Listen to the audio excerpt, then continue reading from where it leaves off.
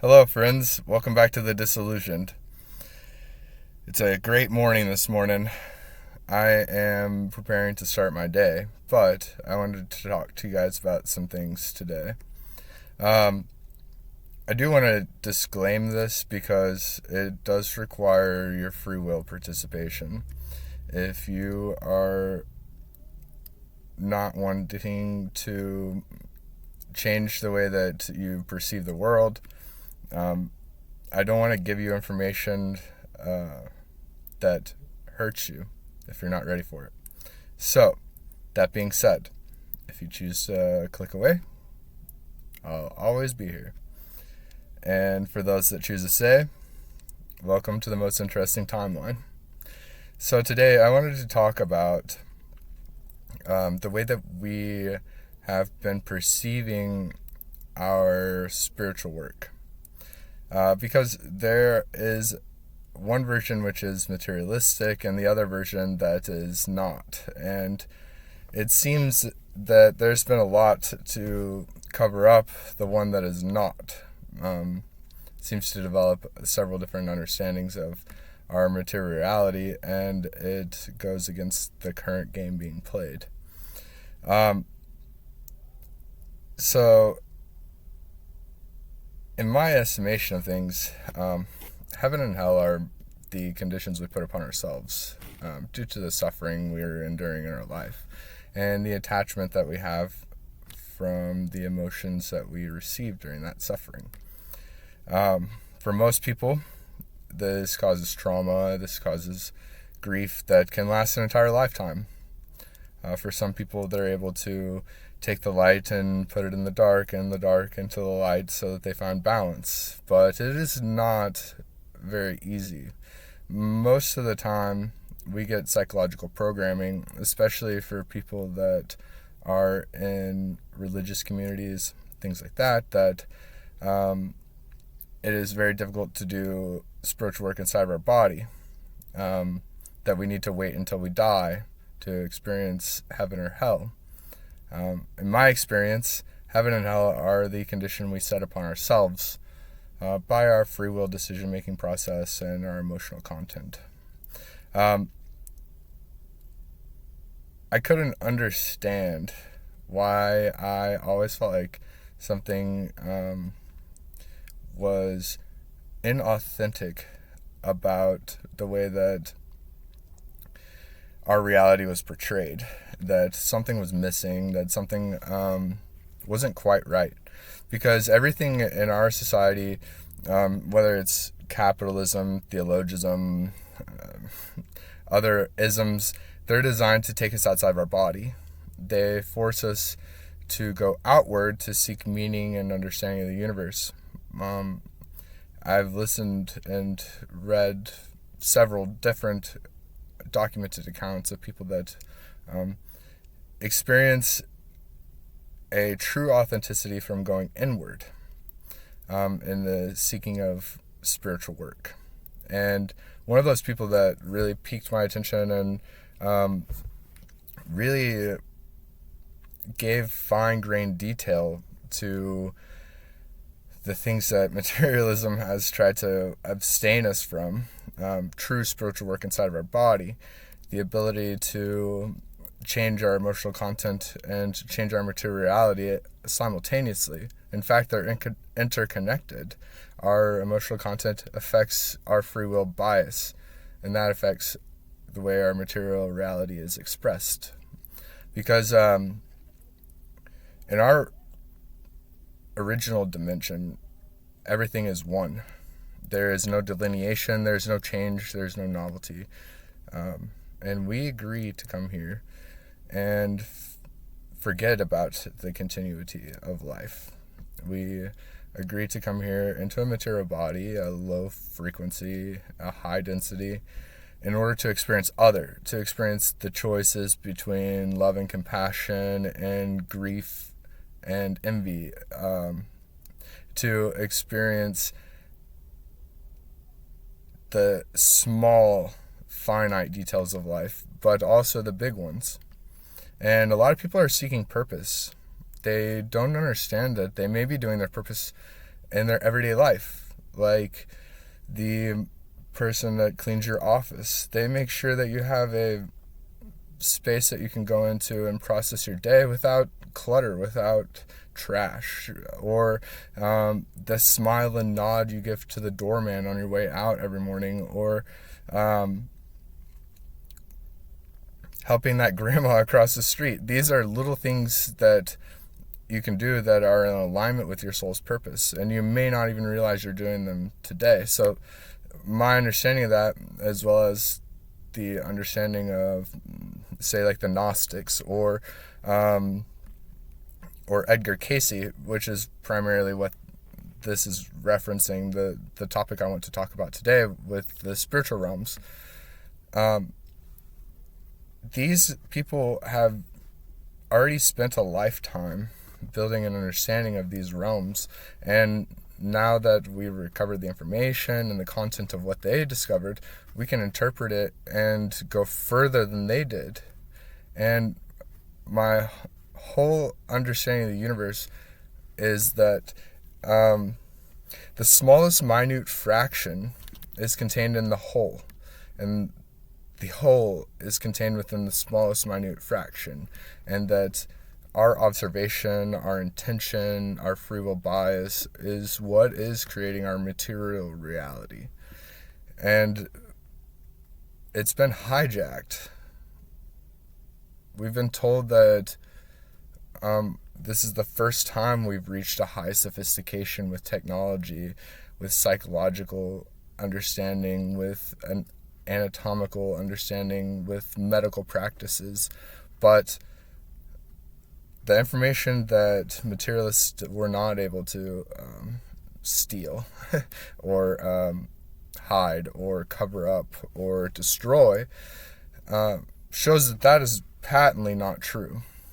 And some of us get glimpses of that in our lifetimes. We remember previous lifetimes where, we were part of a small local tribe, and we would go to visit large ancient megalithic places. Those places are in ruins now, but their effect is still the same. They were to change the consciousness, to allow death before death, to allow remembrance of what we are here for. We are expressions of divine patterns, and our free will is what biases the outcome, the material reality of that pattern. And if we're not suffering for proper things, if we're improperly suffering, if we're holding on to dense emotional constructs and thought forms, if we're not seeking reasonable accumulation of knowledge outside of the mainstream, we could be easily tricked into believing that heaven and hell and sin is our entire existence. It's not. It's far more complex than that. But at the same time, it's far more enriching than that, because we are the most sophisticated spiritual species in the entire universe. Inside of our temple, we carry a cathedral. That is why we've been watched and observed. That's why we've been mourned for inflicting upon ourselves material reality that was never necessary, except if you like money and power. And in this time, we have reached a point where money and power don't really matter anymore if we leave, if we're not on the planet, if we have the ability to transcend our programming and to reach for the stars. The monkeys go to the stars once again.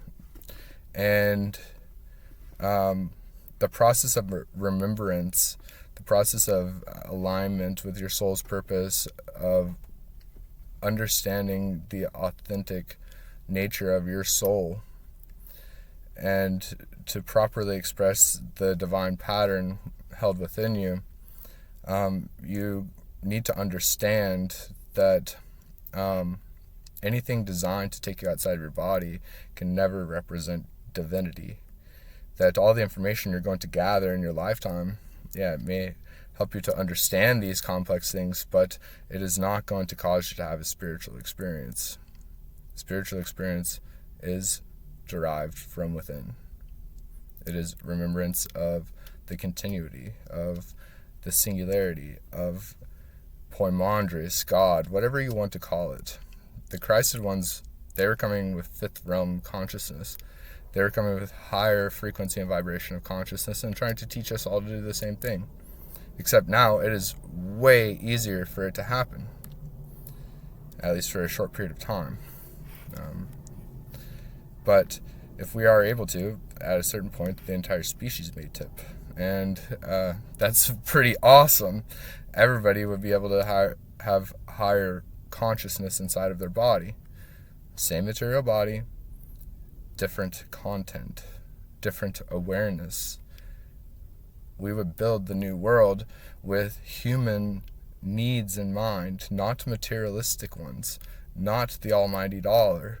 We would have drug treatment programs that were not for profit, that were giving people pure examples of the molecule they intended and putting them on drug protocols to prevent addiction. We would be creating medical systems that are prophylactic, that are instead of reactive, that are designed and tailored to extend our lifetime. Because not only does this planet provide abundance to us, but so many other planets in the universe. And materialistic intent is the only thing that keeps us here, for money and power. And so today, by learning a little bit about each of these different realms that our souls inhabit and descend and ascend from, and the places we go when we dream, potentially, this may help you to transcend materialistic intent. That's why I called this podcast The Disillusioned, because this part is very difficult, because the materiality you're used to has been hiding an entire one right in plain sight. To put it this way, the Native Americans, they didn't know that the giant ships that were coming onto land contained people until they directly observed them. And once the people started getting off, they're like, "Oh man, those are ships. Those are the size of villages." And yes, then they saw them and they knew what they were. For us, material reality takes us outside of our body, but by going inward, by processing through our understanding of different spiritual realms and different modes of consciousness, we get more channels on our receiver. Our perception is wider and wider. We get the ability to see the things that were hidden in plain sight. And that is awesome, because as each of us do that, and each of us pierce the veil or bring down the curtain or let the light in, it makes it easier for the rest of our species to do this, so that one day we may transcend all of the material reality we've created. This is the chrysalitic period of our species. We've had many before, but this one seems to be particularly important because of the types of consciousness that are being brought into the human body. Seemingly inextricably. Some of the people I've talked to have been CEOs of major companies that as soon as they started their spiritual awakening, they quit their job. They could no longer tolerate the board meetings. They could no longer tolerate the inauthenticity of the environment. It did not match their frequency and their vibration. They were learning how to co-create in a more visceral way. See, the materialistic process takes us away from magical properties. It's not magic. It's a property of the universe. Information is constantly collapsing quantum waveforms into material and energetic structures. Our spiritual architecture, our cathedral and our temple gives us the ability to do that in real time, except that most of the time we don't realize it until we are expressing more synchronistic things. We are paying attention to our dreams. We are doing the work of integrating dark into light, and we are making sure that the suffering we are doing is in alignment with our soul's purpose. And that is how you get inner authority, you become ungovernable. And we are in the chrysalytic phase. That chrysalytic phase is going to give birth to another space monkey, in my opinion. And generations from now, that will be like Johnny Appleseed, spreading human consciousness, our divine blueprint, our pattern throughout the universe as we once did, until we were trapped here.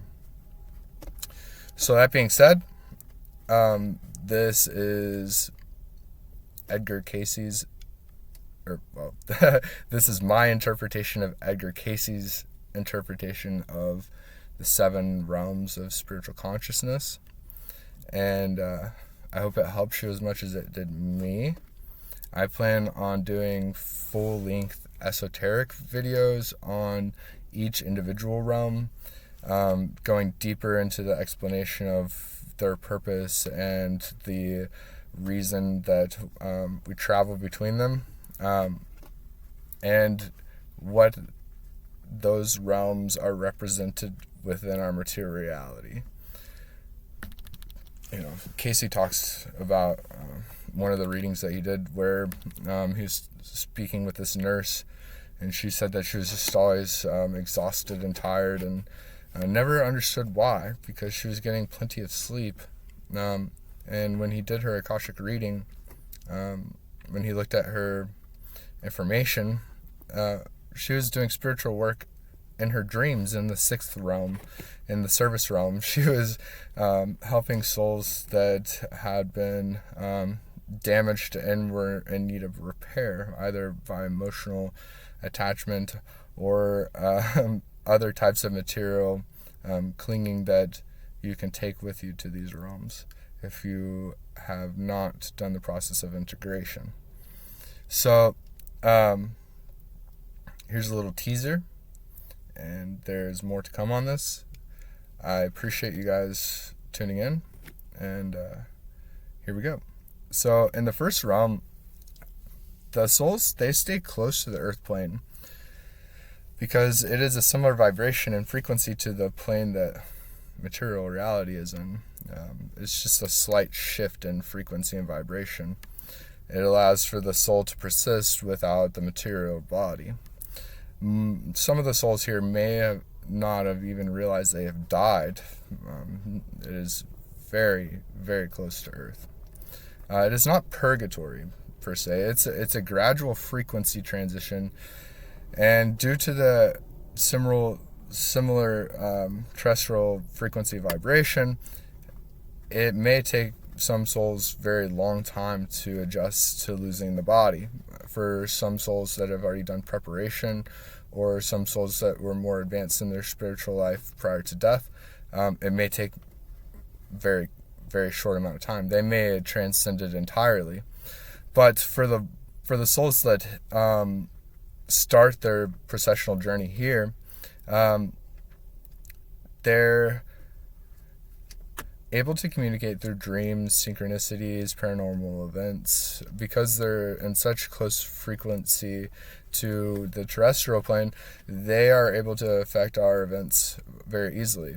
So if you have lost somebody, they may still be trying to influence your life, either by affecting your materiality so that you change your free will bias, because you can't overcome free will. If free will is encroaching on a decision that a soul is going to make, they cannot violate others' free will. Just like you can't really violate your own. You have to make a decision on whether or not you want to know this information, or you want to help this human, right? And that human has to be receptive to whatever is going to happen to them. If they don't have the free will for that to happen, it won't. That is why it is so important to integrate the dark and the light, so that you're making decisions from a clear channel.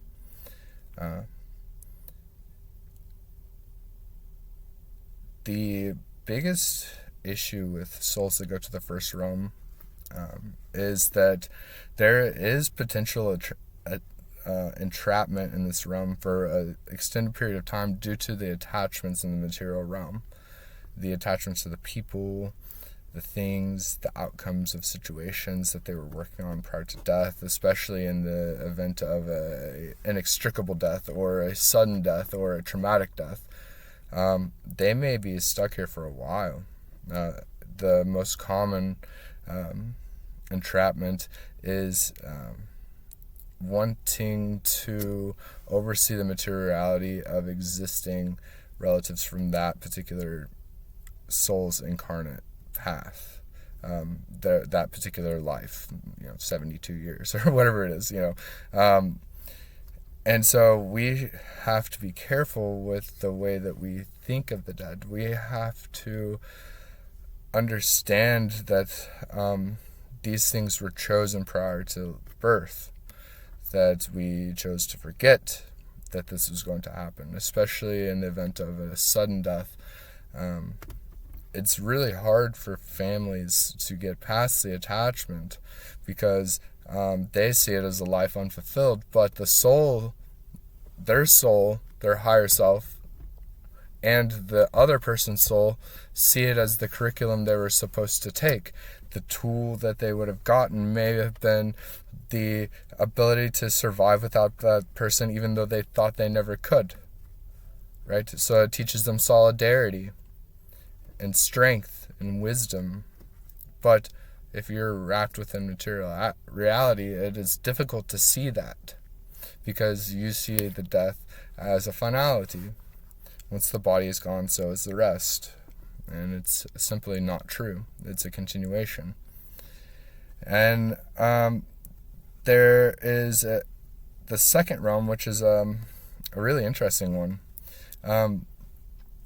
It's a higher frequency and vibration than the first realm, but a lower frequency and vibration than the third realm. Actually, that's going to be the case for all of these.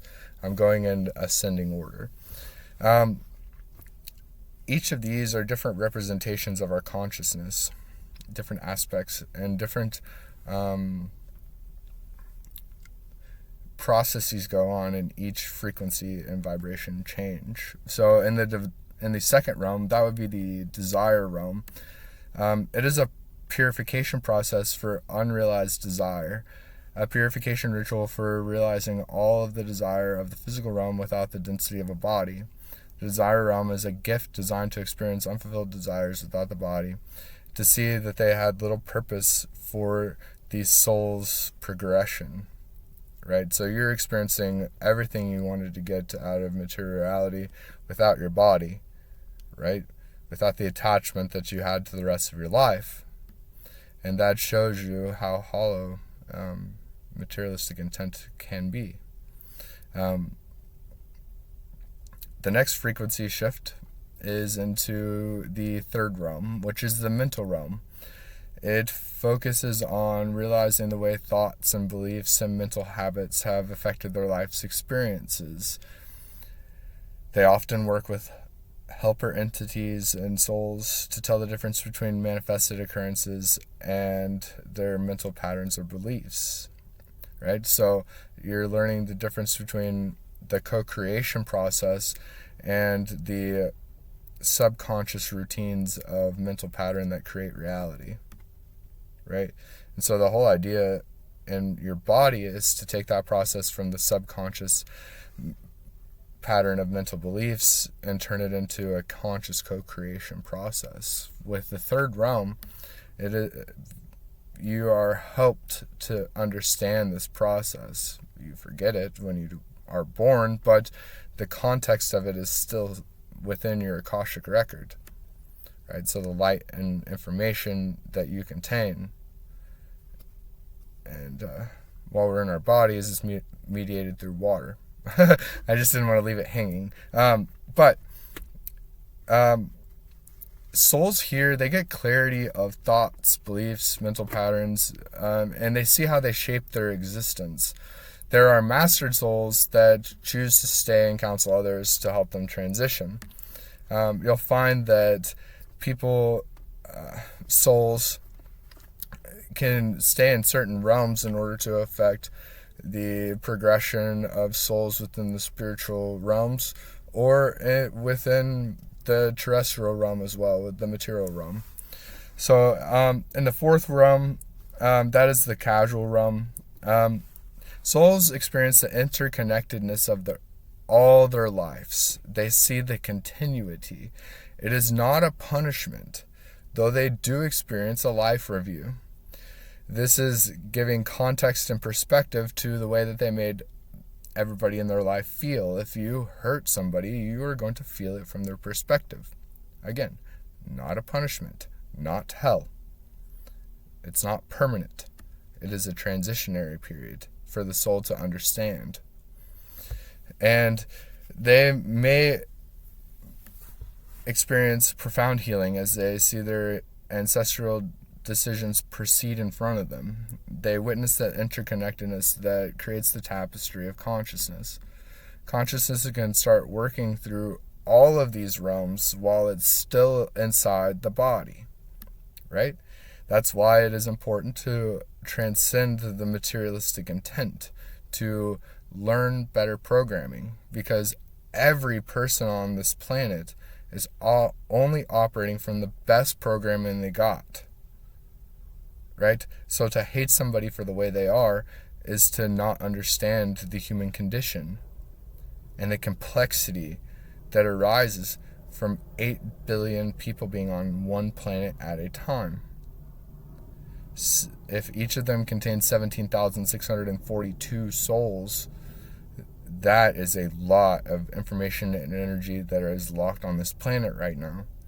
And if we are not able to transcend the material trappings, we are going to experience a hard reset.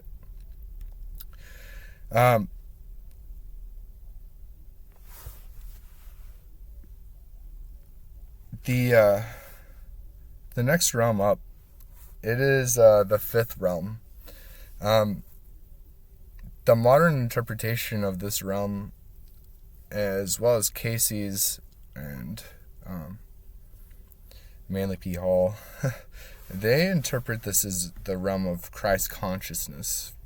It would be the reason we have the 6 anointed ones, Buddha, Jesus, Muhammad, etc. These are people that held fifth realm consciousness within the material body. They left detailed instruction manuals for all humanity to do the same thing. Modern theology was created through materialistic intent in order to hide and obfuscate that process, to make it impossible for us to do spiritual work inside of the body, to make it much easier to govern at scale. If everybody understood that they could have a direct conversation with God inside of their body, they would not need a priest and they would not pay their tithes. It would be difficult to get people into church because they're already worshiping in their temple. They're already manifesting reality, co-creating through a divine pattern. And because they're living in light, material reality is tertiary at best. See, like the inner landscape is just as deep and complex as the outer landscape, except that materialism has prevented us access to it. We're locked out until you start the process of remembrance. So the intuitional realm, or the realm of Christ consciousness, it represents the ability to perceive divine or cosmic truth. It's done without the need of consciousness or emotional filtering. Christ consciousness is achieved in the fifth realm. Souls don't have a linear progression through the realms. At any point, they can choose to help humanity in any of the realms, but the Christed ones showed the ability to see through materialistic structure and to find love and compassion in every soul they encountered. Right? They trusted that the abundance would be provided to them. They had the clarity to understand that any intervention on materiality creates consequences that the soul is required to deal with. And so they achieved movement without affect.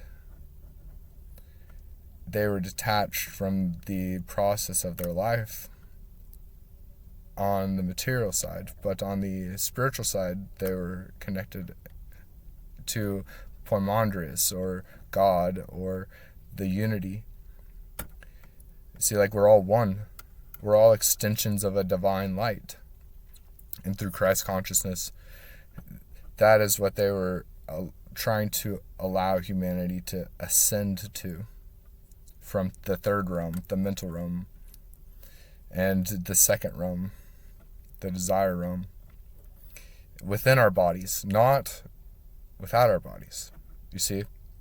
So if we are operating from 3-dimension consciousness and we bring 5th dimension consciousness into our body, we are able to see the entire universe in an entirely different perspective. We're able to see our planet in an entirely different perspective. We're able to see the importance of each individualized soul in a different perspective.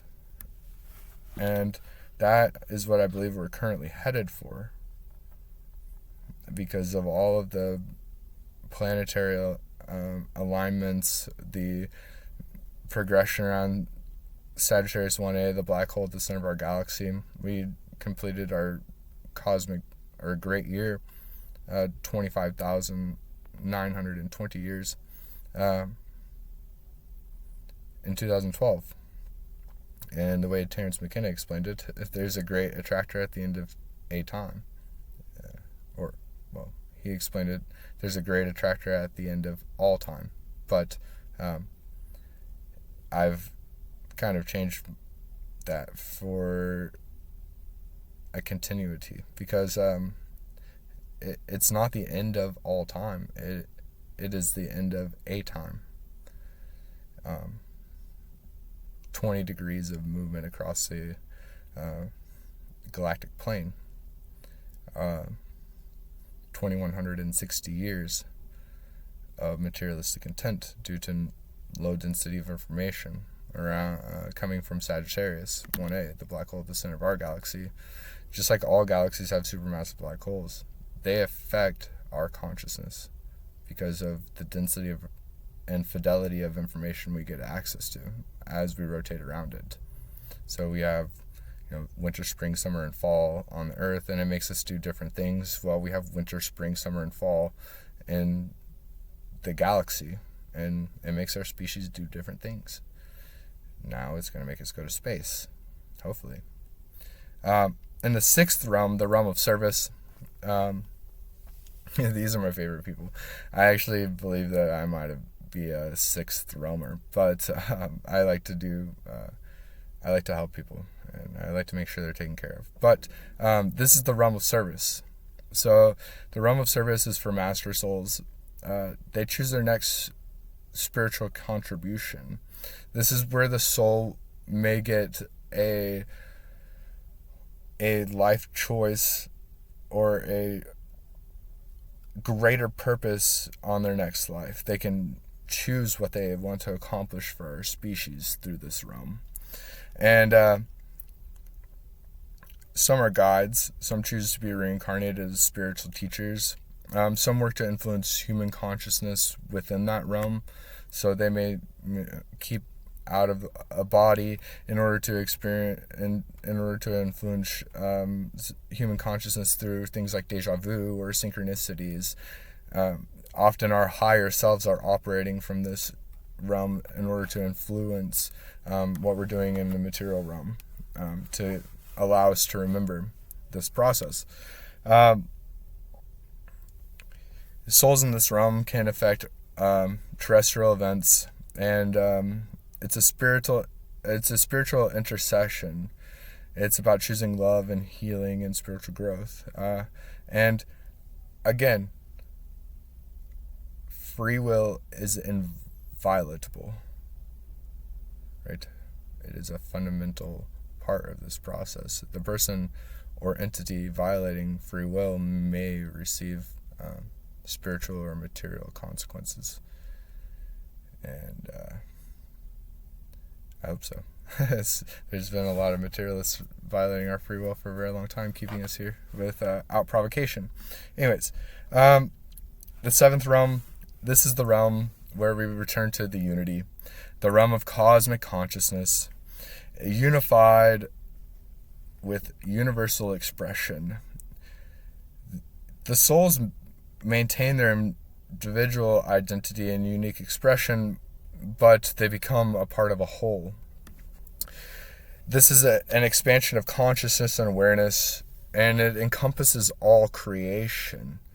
The soul gets a direct understanding of the creation of material processes over the continuity of the unity. Trillions and trillions and trillions of souls. You get the understanding and context from them, and they get it from you. The soul gains direct access to God and all existence. These souls, they create opportunity for spiritual growth all throughout the universe by coming down into lower realms or into the terrestrial realm to take on their next great life, or their next great spiritual movement, or their next great influence upon our species. And this is why all the other species in the universe mourn for what we lost. Because materialistic intent has taken this process from us. Each soul is a miniature universe. The sum of the whole is contained in the fractional part, except that we cannot directly observe it because we are trapped within materiality. We are attached to material outcomes. And